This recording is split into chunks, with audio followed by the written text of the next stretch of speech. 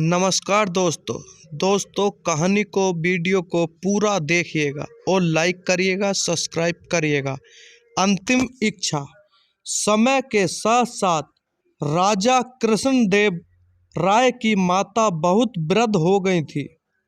एक बार वह बहुत बीमार पड़ गईं। उन्होंने लोगों से मदद मांगी और अब वे शीघ्र ही मर जाएगी, यह कहकर सब लोग हंसने लगे। उन्होंने आम से बहुत लोगों को संतुष्ट किया, इसलिए जीवन के अंतिम दिन में वे आम दान करना चाहती थी। सो उन्होंने राजा से ब्राह्मण को आमों को दान करने की इच्छा प्रकट की। वह समझती थी कि इस प्रकार दान करने से उन्हें स्वर्ण की प्राप्ति हो जाएगी। कुछ दिन बाद राजा की माता अपनी अंतिम इच्छा की पूर्ति किए बिना ही मृत्यु को प्राप्त हो गई। उनकी मृत्यु के बाद राजा ने सभी विद्वान ब्राह्मणों को बुलाया और अपनी मां की अंतिम अपूर्ण इच्छा के बारे में सभी को बताया। कुछ देर तक चुप रहने के पश्चात ब्राह्मण बोले, यह तो बहुत ही बुरा हुआ महाराजा। अंतिम इच्छा के पूरा न होने की दशा में तो उन्हें मुक्ति ही नहीं मिल सकती, वे प्रतियोनि में भटकती रहेंगी। महाराजा, आपको उनकी आत्मा की शांति के लिए कुछ उपाय करना चाहिए। तब महाराजा ने उनसे अपनी माता की अंतिम इच्छा की पूर्ति का उपाय पूछा। ब्राह्मणों ने बोला कि उनकी आत्मा की शांति के लिए उनको उनकी पुण्यतिथि पर सोने के आमों का दान करना पड़ेगा। अंत में राजा ने अपनी मां की पुण्यतिथि पर कुछ ब्राह्मणों को भोजन के लिए बुलाया और प्रत्येक को सोने से बने आम दान कर दिए।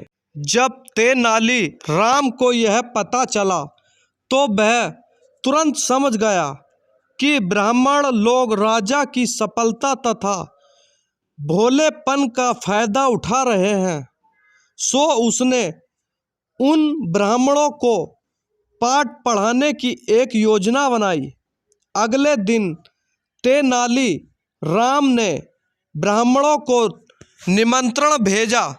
उसमें लिखा था कि तेनाली राम भी अपनी मां की पुण्यतिथि पर दान करना चाहता है, क्योंकि वह भी अपनी एक अधूरी इच्छा लेकर मेरी मां मर गई थी।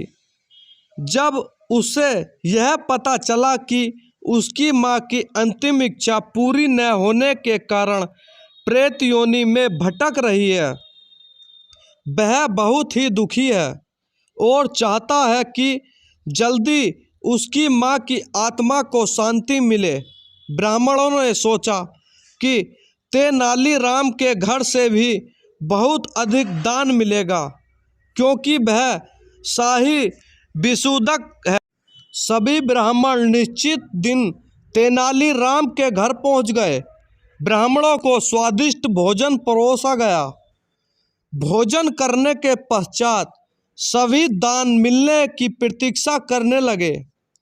तभी उन्होंने देखा कि तेनाली राम लोहे की सलाखों को आग में गर्म कर रहा है।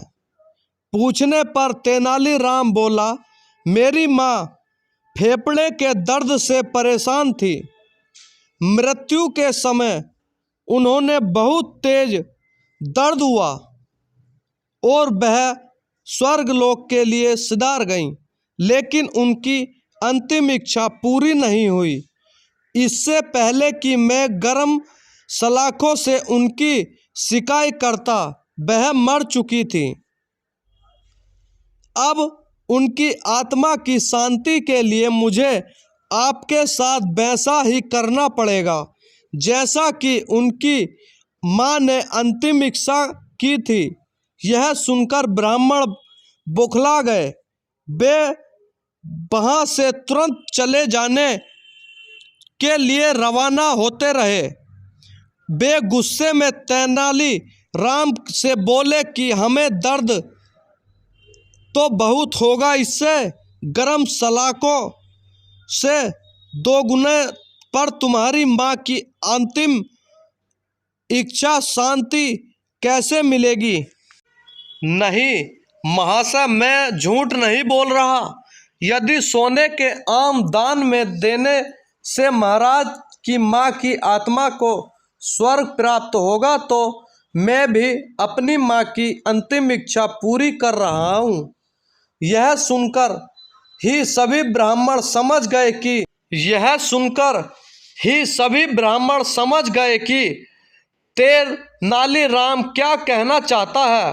वह बोले, तेनालीराम हमें क्षमा करो, हम वे सोने के आम तुम्हें दे देते हैं, बस तुम हमें जाने दो।